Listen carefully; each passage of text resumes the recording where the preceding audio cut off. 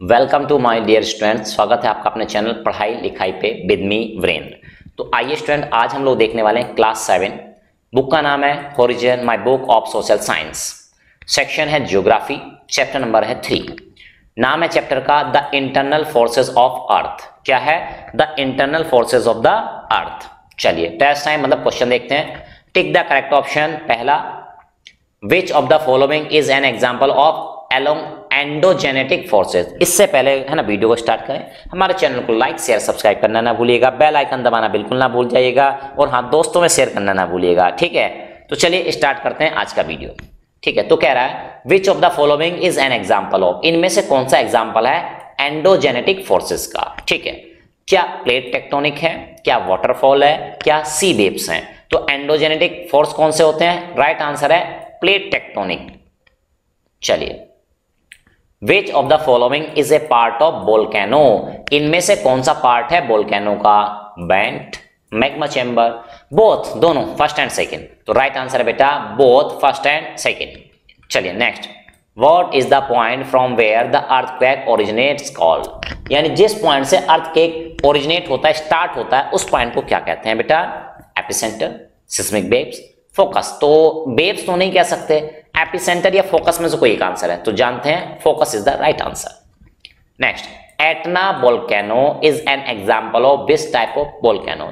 तो यह भाई देखो क्या होते हैं, वोल्केनो भी कई टाइप के होते हैं। अब एटना वोल्केनो जो है बेटा, वो किस टाइप के वोल्केनो का एग्जाम्पल है? एक्सटिंक्ट वोल्केनो का, एक्टिव का या डोरमेंट का? तो राइट आंसर है एक्टिव वोल्केनो, यानी कि जो बार बार सुलगते रहते हैं, मैग्मा उछालते रहते हैं, निकालते रहते हैं बाहर, तो यानी अक्सर ये ऐसा करते हैं। ठीक है, डोरमेंट का होता है जो खत्म हो चुका है, अब इसमें से कुछ नहीं हो रहा, पहले हुआ करता था। चलिए, Charles F reactor invented the Richter scale in which year. तो ये जो रिएक्टर स्केल है ये किस ईयर में रिएक्टर ने डेवलप की थी? 1953, 1935, 1933। ठीक है, तो आप एक चीज देखना, 333 ये तो कॉमन ही आ रहा कहीं ना कहीं, तो है ना, कहीं ना कहीं तरीके से देखो। ठीक है, चलिए जानते हैं। तो ये राइट आंसर है 1935। अब देखो 35 दिया था, 53 है ना, ऑर्डर रिवर्स कर दिया था, यानी कंफ्यूज करना चाहता है एग्जाम, उसकी मेंटेलिटी को समझिए। Next, fill in the blanks. क्या है first question? The seismic waves are recorded by an instrument called. Seismic waves एक मशीन के द्वारा, एक इंस्ट्रूमेंट के द्वारा, एक डिवाइस के द्वारा रिकॉर्ड की जाती है, उस डिवाइस को द आंसर इज सिस्मोग्राफ। क्या है बेटा? सिस्मोग्राफ कहेंगे उसको, या क्या कहेंगे? सिस्मोमीटर कहेंगे। Next, Vesuvius volcano is volcano, किस टाइप का वोल्केनो है ना? तो वेसुवियस जो वोल्केनो है वो किस टाइप का वोल्केनो होता है? तो जानते हैं राइट आंसर डोरमेंट, यानी ये खत्म हो चुका है, आज की डेट में कुछ भी एक्टिव ये नहीं रह गया। Next, magma is mainly form by, magma basically किन चीजों से मिलकर बना होता है? And rock. तो पहला तो पता नहीं, दूसरा रॉक्स दिया है, तो राइट आंसर क्या आएगा? Fill in the blanks basalt. क्या आएगा बेटा? बसाल्ट। नेक्स्ट, फोर्थ, मेजर्स, क्या चीज है जो मेजर करती है? क्या measures the magnitude and intensity of earthquake in numeric value. तो जो मेजर करती है क्या? मैग्नीट्यूड को और इंटेंसिटी को। ठीक है, मेजर करती है ऑफ अर्थक्वेक की इन न्यूमेरिक वैल्यू, नंबर में है ना, डिजिट्स में। तो क्या है बेटा? Richter scale. क्या है वो? रिएक्टर स्केल है ना, तो ये पहले भी आ चुका था एक बार क्वेश्चन। चलिए, मैच द फॉलोइंग क्वेश्चन, पहले देख लेते हैं क्या है। अब आप क्या करें बेटा, इसको पॉज करके पहले आप मैच कराने की कोशिश करें, फिर देखें कि जो हम करा रहे हैं क्या वो सही हो चुका है। चलिए, तो फर्स्ट वाले का प्लेट टेक्टोनिक क्या होती है बेटा? ये एंडोजेनेटिक फोर्स होते हैं, ये है ना, ये एमसीक्यू में भी आ चुका था। अब बात करते हैं है ना किसकी? अर्थक्वेक। तो अर्थक्वेक कौन सा है भाई? ठीक है, जानते हैं किस चीज से रिलेटेड है ना? तो क्या रिएक्टर स्केल से नापते हैं, क्या है ना, इस तरह से। चलिए, तो ये होता है बेटा रिएक्टर स्केल से रिलेटेड होता है। नेक्स्ट, एक्टिव वोल्केनो, तो कौन सा है भाई? स्ट्रोमोम्बली। ठीक, चलो नेक्स्ट, अब लास्ट बचा तो वो समझ ही गए, तो कंबाइंड रूप से एक बार देख लेते हैं, इस तरह से आप है ना स्क्रीनशॉट लेके भी आप टिक लगा सकते हैं। नेक्स्ट, स्टेट ट्रू और फॉल्स, ट्रू और फॉल्स स्टेट करना है, कौन ट्रू है कौन फॉल्स, है ना, बच्चों को बहुत प्यारे होते हैं क्वेश्चन। चलिए देखते हैं। The epicentre is just below the focus inside the earth. जो एपिसेंटर होता है बेटा, is just below the focus inside the earth. वो कह रहा बिलो होता है, नीचे होता है द फोकस, किसके? फोकस के, इनसाइड द अर्थ, अर्थ के। क्या भाई सही स्टेटमेंट है? तो ये फॉल्स है बेटा। क्या है? False. Next, the volcano is measured by an instrument called seismograph. कह रहा है वोल्केनो नापा जाता है किस इंस्ट्रूमेंट से? सिस्मोग्राफ से। तो ये फॉल्स है बेटा, है ना, वोल्केनो थोड़ी ना नापा जाता है सिस्मोग्राफ से, ठीक है। वोल्केनो का डायमीटर नाप रहे हैं क्या? साइज थोड़ी ना नाप रहे हैं, है ना। चलिए, the waves generated by an earthquake are called seismic waves, है ना। जो वेव्स जनरेट होती हैं अर्थक्वेक की वजह से तो उनको सिस्मिक वेव्स कहते हैं क्या? Yes, this statement is true. Next, endogenetic forces work over the earth surface. जो एंडोजेनेटिक फोर्सेस होते हैं वो वर्क करते हैं ओवर द अर्थ सरफेस। किसके ऊपर? अर्थ सरफेस के ऊपर। ये फॉल्स है बेटा, है ना। तो अंदर से जनरेट हो रहे हैं तो पहले वहीं वर्क करेंगे। Next, there are 3 kinds of volcanoes in the world, है ना। तो कह रहा है वर्ल्ड में कितने वोल्केनोज हैं? तो कह रहा है कि 3 काइंड के होते हैं क्या? Yes, this statement is true. Next, short answer type question आ चुके हैं बेटा। चलिए, first question, what is a volcano? एक वोल्केनो क्या होता है? चलिए जानते हैं। Volcano is defined as, volcano कैसे डिफाइन करेंगे? It is an vent, vent मतलब एक पॉइंट, एक होल, एक रास्ता, और ओपनिंग जो खुला हुआ है ना, ऑन द अर्थ सरफेस, अर्थ की सरफेस पे एक बैंड है, होल है जो खुला हुआ है, ओपन है, थ्रू विच, जिससे कि मोल्टन लावा इरप्ट, मोल्टन लावा निकलता है, बाहर आता है। इरप्ट मतलब बाहर आना, सडनली, अचानक से आता है, तो उसको क्या कहते हैं? Volcano. Next, what is an earthquake? एक अर्थक्वेक क्या होता है बेटा? चलिए जानते हैं। अर्थक्वेक्स इज डिफाइंड एज, क्या डिफाइन करेंगे? इट, है ना, तो आई कैपिटल बनाएंगे, आप जानते हैं पहला लेटर कैपिटल बनता है। चलिए, इट इज, है ना, इट इज ए वाइब्रेशन, ये एक तरह का वाइब्रेशन होता है, और ट्रेमर, वाइब्रेशन कह लो या ट्रेमर कह लो, ऑन द अर्थ सरफेस, कहां पे? अर्थ की सरफेस पे। इट प्रोड्यूस ऑक्सीलेशन, और ये ऑक्सीलेशन प्रोड्यूस करता है। ऑक्सीलेशन समझते हैं ना बेटा, वो घंटे वाली जो घड़ी होती है ना, वो घंटा कभी दाएं कभी बाएं कभी दाएं, है ना, ऐसे करके देखो, है ना, ये घड़ी है और यहाँ पे एक घंटा टाइप का लटका होता है, कभी ये थोड़ा इधर जाएगी, फिर इधर जाएगी, फिर इधर जाएगी, फिर इधर जाएगी, है ना, इसको ऑक्सीलेशन कहते हैं। Next, give any 2 examples of endogenetic forces. Endogenetic forces के 2 एग्जांपल बताइए। कौन कौन से बेटा? अर्थक्वेक्स एंड वोल्केनो, 2 हो गए, are the 2 examples of endogenic forces. Next, what do you mean by epicentre? Epicentre से आप क्या समझते हैं? क्या होता है एपिसेंटर? जानते हैं। The place on the ground और अर्थ सरफेस, ठीक है, the where the seismic waves are recorded first, called epicentre. तो देखो भाई, ये तो है फोकस, जहां से आप ये समझ लीजिए बेटा, अर्थक्वेक स्टार्ट होता है जमीन के अंदर कहीं, उस पॉइंट को कहते हैं फोकस। और अर्थ के, है ना, ऊपर ऊपर ऊपर ऊपर चले जाओ, उसी पॉइंट के सीधे ऊपर चले जाओ, ठीक है। तो जहां पे अर्थ सरफेस पे ऊपर वाला पॉइंट है, इसी पॉइंट के ऊपर सीधे, उस पॉइंट को कहते हैं क्या? एपिसेंटर, ठीक है। तो कह रहा है ये जो प्लेस है ग्राउंड ऑन और अर्थ सरफेस, ग्राउंड और अर्थ की सरफेस पे ऊपर है, where the seismic waves are recorded first, जहां पे सिस्मिक वेव को फर्स्ट टाइम हम महसूस कर सकते हैं या रिकॉर्ड कर सकते हैं, कॉल्ड एपिसेंटर, उसको हम क्या कहेंगे? Epicentre. Next, what are seismic wave? Seismic wave क्या होती हैं? जानते हैं। The earthquake waves produce during an earthquake, ठीक है। तो कह रहा है अर्थक्वेक क्या करती हैं, ठीक है, अर्थक्वेक वेव्स जो होती हैं वो प्रोड्यूस करती हैं एन अर्थक्वेक विच कॉज, ठीक है, सॉरी, देखते हैं। अर्थक्वेक वेव्स प्रोड्यूस, जो अर्थक्वेक वेव्स प्रोड्यूस की गई हैं ड्यूरिंग एन अर्थक्वेक, जब अर्थक्वेक आता है, तो यानी जब अर्थक्वेक आता है तो अर्थक्वेक वेव्स प्रोड्यूस होती हैं, वाइब्रेशंस होते हैं, है ना। Which cause vibration, in earthquake की वजह से वाइब्रेशन होते हैं ऑन द ग्राउंड, ग्राउंड पर। Next, what is Richter scale? Who invented it? Richter scale क्या होती है और किसने इसको खोजा था, इन्वेंट किया था? राइट आंसर पहले भी आ चुका है शायद कहीं। रिएक्टर स्केल ए डिवाइस, है ना, एक कैपिटल बनेगा, ध्यान रखिएगा, है ना, a device used to measure the magnitude and intensity of an earthquake. तो कह रहा है कि एक ऐसी डिवाइस जो यूज की जाती है नापने के लिए magnitude and intensity of an earthquake, earthquake का मैग्नीट्यूड और इंटेंसिटी इन न्यूमेरिक नंबर्स में, value, numeric value ranging from 0 to 9, और कहां से कहां तक होती है? 0 to 9 होती है, ठीक है। चार्ल्स एफ रिएक्टर, ये जो थे, इन्वेंटेड द स्केल, इन्होंने रिएक्टर का इन्वेंशन किया था या इन्होंने खोजा था। लॉन्ग क्वेश्चन आंसर की तरफ चलते हैं। देखिए क्या है first question, how do we measure the intensity of an earthquake? Earthquake की इंटेंसिटी को हम कैसे मेजर कर सकते हैं? राइट आंसर, द मैग्नीट्यूड और intensity of energy released by an earthquake is measured on Richter scale, है ना। तो भाई जब अर्थक्वेक आता है तो उस टाइम पे मैग्नीट्यूड और इंटेंसिटी, ये क्या है? ऑफ एनर्जी, जो एनर्जी निकल रही है, ठीक है, उसको नापने के लिए हम रिएक्टर स्केल का इस्तेमाल करते हैं। It was invented by Charles F reactor in 1935। The number of indicating magnitude, इस पे जो नंबर होते हैं ना 0 से 9 तक, और intensity on the Richter scale ranges between, कहां से कहां तक होते हैं उनकी रेंज 0 से लेकर 9 तक।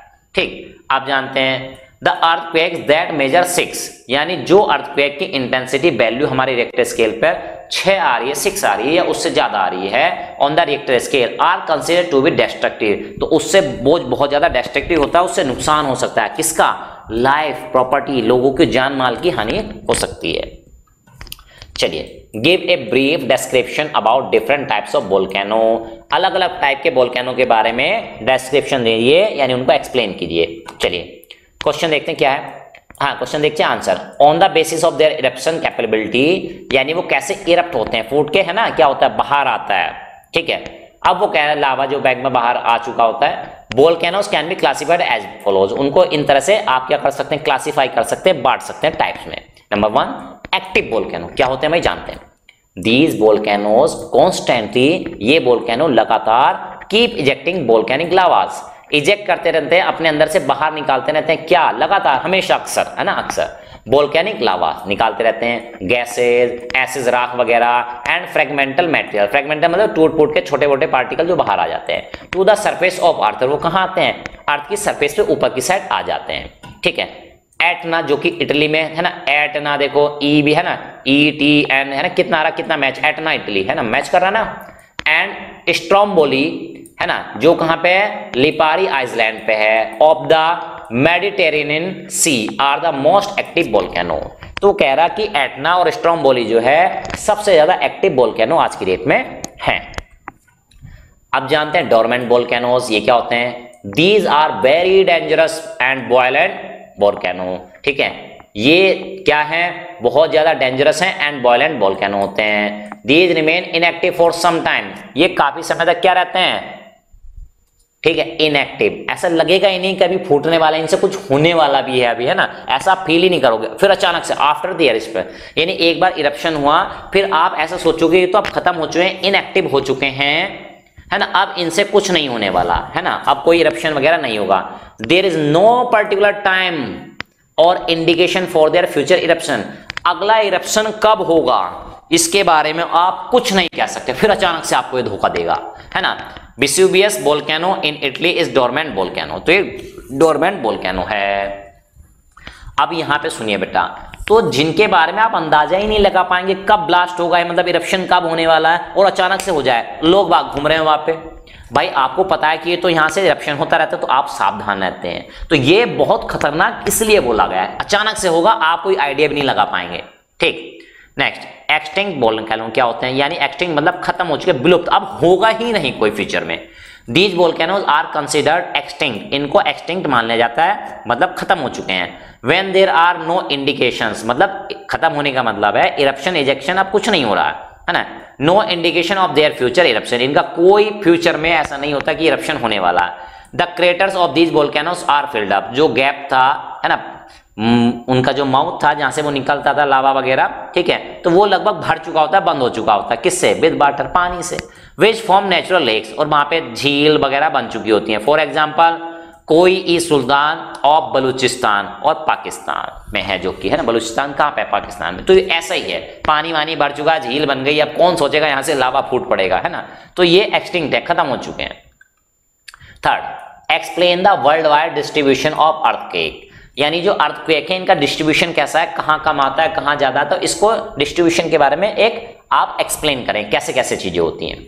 चलिए, earthquakes are mainly associated with the weaker and isolated areas of the globe, तो अर्थक्वेक जो होते हैं ये मेनली एसोसिएटेड होते हैं, रिलेटेड होते हैं किससे, weaker and isolated areas, weaker जो कमजोर एरिया होते हैं, आइसोलेटेड जो खत्म हो चुके हैं, विलुप्त हो चुके हैं, ऐसे एरियाज से ऑफ द ग्लोब। ठीक है, most of the earthquakes occur in the zones of young fold mountain, तो जितने भी ज्यादा अर्थक्वेक्स आते हैं वो ऐसी जोन में आते हैं यंग फोल्ड, जो अभी अभी ज्वाइंट बने, ताजा तरीन कुछ होते हैं। अब देखो तो अर्थ के रेस्पेक्ट में ना, ताजे भी मतलब जो फ्रेश हों उनका मतलब भी है ना, कई सदियां हो जाती है, सैकड़ों साल, अर्थ की एज के बारे में बात करें, है ना, तो तुरंत का मतलब ये नहीं कि 1 मिनट बाद 1 घंटे बाद, ऐसा नहीं होता। इसमें अर्थ के रेस्पेक्ट में जब बात करें तो many years.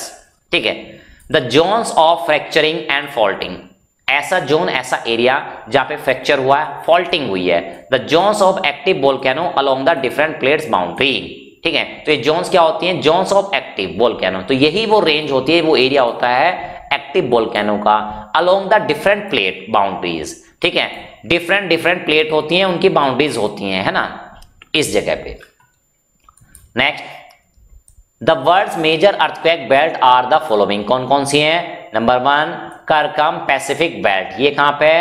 It surround the Pacific ocean, ये पैसिफिक ओशन को क्या करती है? घेरे रहती है। मिड कॉन्टिनेंटल बेल्ट, ये कहां पे है? Epicentre of this zone are located along the alpine Himalayan chains of Eurasia.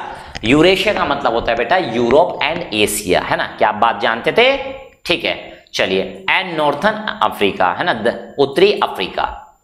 It also include the epicentre of east African fault, और इसमें एक चीज होती है क्या? एपिसेंटर होता है किसका? ईस्ट अफ्रीकन फॉल्ट का। नेक्स्ट, मिड अटलांटिक बेल्ट की बात करें, it is along the mid Atlantic ridge the of shoot. ठीक है, it is along the mid, कहां पे है? मिड अटलांटिक रिज पे है, एंड द ऑफ शूट, और ऑफ शूट पे। ठीक, चलिए next, discuss the effect of volcanoes and earthquake in brief. तो कह रहा है अर्थ इफेक्ट बताने हैं वोल्केनो एंड अर्थक्वेक्स के, यानी जब वोल्केनो आ जाता है तो उसका क्या इफेक्ट होता है, अर्थक्वेक होता है तो क्या इफेक्ट होता है, क्या फर्क पड़ता है, उसके बारे में चलिए जानते हैं। इफेक्ट ऑफ वोल्केनिक इरप्शन, तो पहले वोल्केनिक इरप्शन के बारे में बात करें। Can cause harm to all life forms, जितनी भी लाइफ पॉसिबल है अर्थ पे हमारी, उनको सबको नुकसान पहुंचा सकती है। प्रेजेंट अराउंड इट, उसके, है ना, वोल्केनो के चारों तरफ जो भी चीजें लिविंग थिंग्स रह रही हैं। पॉइजनस गैसेस, जहरीली गैसें, विच इजेक्ट आउट फ्रॉम, जो कि वोल्केनो से बाहर आती हैं। Volcano pollute the environment, environment उससे पोल्यूशन होता है वहां पे। And also cause acid rain, और इसकी वजह से, गैसेस की वजह से एसिड रेन भी होती है। ठीक है, तो ये वोल्केनो के बारे में बात करिए। अब बात कर रहे हैं इफेक्ट ऑफ अर्थक्वेक की। क्या है बेटा? When an earthquake is of high intensity, जब अर्थक्वेक बहुत तेजी के साथ आता है, it causes great damage and destruction, तो इससे बहुत भारी नुकसान होता है, डैमेज होता है और डिस्ट्रक्शन हो जाता है। It may cause landslide, lands खिसक जाते हैं पहाड़ों पे, आपने देखा होगा, है ना, चोटी खिसक गई, मिट्टी का ढेर लग गए, रास्ते बंद हो गए, तो लैंडस्लाइड हो जाता है। इन द हिली एरिया, पर्वतीय इलाकों में। Alter the course of the river, भाई कहीं पे कीचड़ मिट्टी भर गई, नदी वहां से बह के जा रही थी, रास्ते में आ गई, तो नदी अपना रास्ता बदल लेगी, है ना। फ्लोइंग देयर और may lead to floods in that region, रास्ता बदल लेगी और पानी नहीं जा पा रहा तो उस जगह पे क्या आ जाएगी? बाढ़ आ जाएगी। ठीक है, the greatest damage during an earthquake is seen due to the falling of buildings and structure, और बहुत ज्यादा जो डैमेज होता है जब बिल्डिंग गिर जाती हैं, घर मकान गिर जाते हैं, स्ट्रक्चर, पुल, ब्रिज, ऐसी चीजें गिर जाती हैं तो बहुत ज्यादा नुकसान होता है। चलिए, fifth question, what protective measures should be take during an earthquake. अपने बचाव के लिए क्या क्या चीजें आपको अपनानी चाहिए, क्या प्रिवेंटिव मेजर्स आपको लेने चाहिए, प्रोटेक्टिव मेजर्स लेने चाहिए अर्थक्वेक के दौरान? Answer, following protective measures must be taken, ये सब चीजें करनी चाहिए। Save live during an earthquake, जब आपको अपनी, है ना, मतलब लोगों की लाइफ बचानी है, तो लाइफ बचानी है तो ये करना चाहिए। क्या? Number 1, if you are indoor, अगर आप अंदर हैं, कमरे के अंदर है, घर के अंदर, तब, है ना, टेक शेल्टर, शरण ले लें, अंडर ए स्ट्रॉन्ग डेस्क, किसी मजबूत टेबल के नीचे, डेस्क के नीचे, टेबल के नीचे, और against the corner of A room, या तो रूम के कॉर्नर में चले जाएं, etcetera. Stay far away from anything, जैसे मेज रखी है, कुछ और चीजें खड़ी हैं वहां पे रखी हैं, तो उनसे दूर रहें जो गिर सकती है। दैट कुड फॉल, जो गिर सकती हैं। सच एज, जैसे कि फर्नीचर है, ग्लास विंडो है, खिड़कियां हो गई, मतलब हैवी मशीन, कोई भारी मशीन रखी है, etcetera. Next, do not use lift और एलिवेटर्स, है ना, अगर आप बिल्डिंग के अंदर हैं तो उस टाइम पे लिफ्ट और एलिवेटर्स का इस्तेमाल ना करें। Always keep a disaster safety kit, disaster safety kit हमारे अपने पास रखे हमेशा। ठीक है, तो जैसे आपने देखा बसेस वगैरह में भी क्या होते हैं, फर्स्ट एड बॉक्स होता है, तो ये कह रहा है सेफ्टी किट अपने पास रखें। रेडी, हैविंग मनी, जिसमें कि पैसा हो, मेडिसिन, दवाइयां हो, एंड सम नॉन, है ना, पेरिसेबल फूड, और यानी कि जो जल्दी खराब ना होता, 2, 4, 10, 20 दिन में खराब ना होता, ऐसा खाना आप रखें। तो इस तरह से आज के चैप्टर का आपने सॉल्यूशन देखा। क्या ये आपके लिए हेल्पफुल था? कमेंट बॉक्स स्टूडेंट्स आपका ही है, भर भर के बताइएगा हेल्पफुल था, नहीं था, कौन सी बुक का सॉल्यूशन चाहते हैं, किस स्कूल से आप रिलेट करते हैं, तो ये कमेंट बॉक्स में हमें बताइए। तो चलिए स्टूडेंट, मिलते हैं नेक्स्ट वीडियो।